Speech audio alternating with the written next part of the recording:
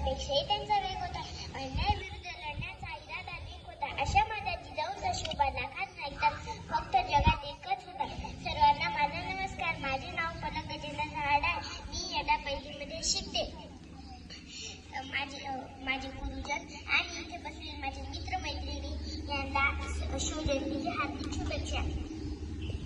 19 February 1630 मध्ये शिवनेरी किल्ल्यावर छत्रपती शिवाजी महाराजांचा जन्म झाला आणि सोन्याचा दिवस उगवला.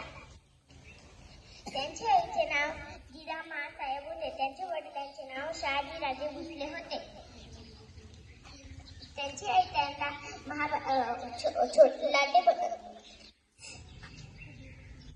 महाभारताच्या गोष्टी सांगायच्या आणि अन्यायाविरुद्ध लढण्याची शिकवण द्यायची.